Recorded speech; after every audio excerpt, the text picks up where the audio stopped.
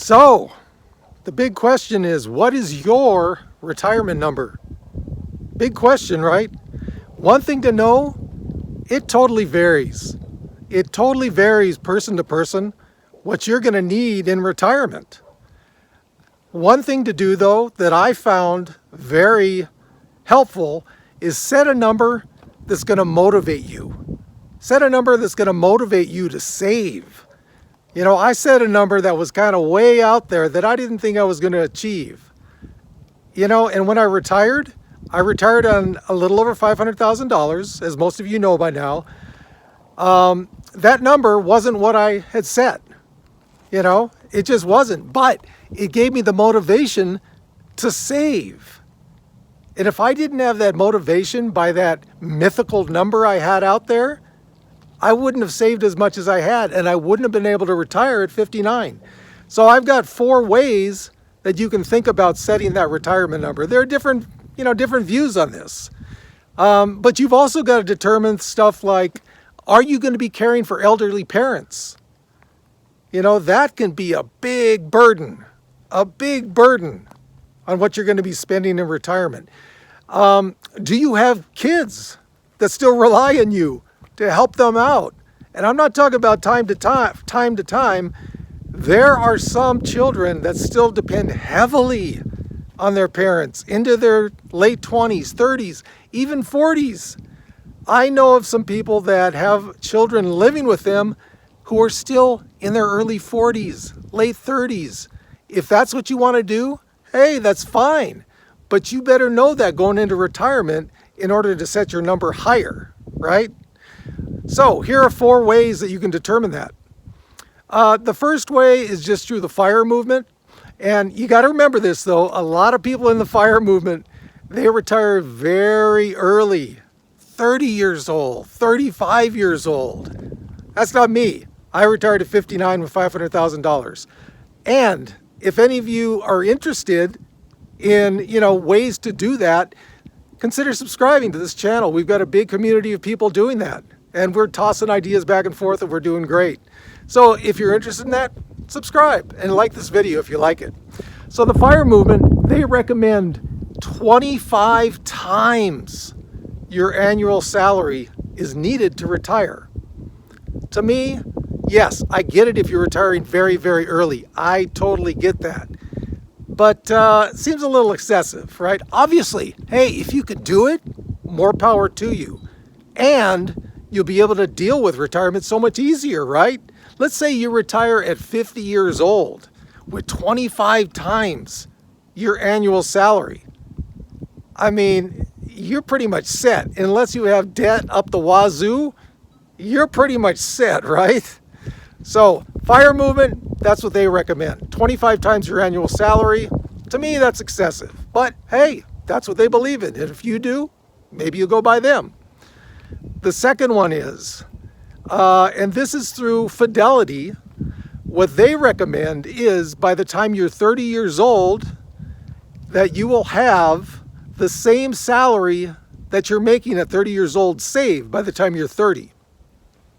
By the time you're 40 years old, you will have 3 times your annual salary saved. By the time you're 50 years old, you will have 5 times your annual salary saved. And in their case, they go to 67. They say at 67, you will have 10 times your annual salary saved, okay? This is kind of around where I was. I didn't put an actual 8 times, 9 times, 10 times. I just kind of looked at what I needed, and it seemed to work. And it was close. It was close to that 10 times, okay? Another way to do it, and this is by JP Morgan Chase. They recommend at the age of 30 to have 90% of your salary saved. Okay, so very close to Fidelity, right? A little bit lower. They recommend by 40 to have 2.5 times your annual salary saved. By 50, they say you should have 4 times your annual salary saved. And in their case, they go to 65. They say by 65, you should have 7 times your salary saved. Dry throat, high desert, what can you do? I don't know. I'm just dealing with it. Hopefully you can hear me okay. But one thing to keep in mind, both of these Fidelity and the Chase numbers, they vary as far as what your annual salary is. So in both cases, well, especially the Chase, they recommend, for instance, if you have a much higher salary, instead of having, for example, 4 times your salary saved at 50, they recommend 7 times your salary at 50 based on your annual salary. The higher, the more times or the more multipliers of that salary you should have saved. Okay? The final fun is just a survey that was done, I think, a couple years ago, and they asked people, how much do you need to have saved at retirement to feel comfortable? The answer, $1.7 million. Again, I think that's excessive, but that's what the survey came up with. And you know what? If you can have that amount saved, $1.7 million, unless your debts, expenses, and lifestyle are astronomical, you should be pretty good, right? So those are the 4 different ways you can go about determining your retirement number. And again, like I said, in my case, I had a number out there. I didn't reach it, but when I got to be 59 and I saw that I had a little bit over 500,000, hey, I looked at my expenses.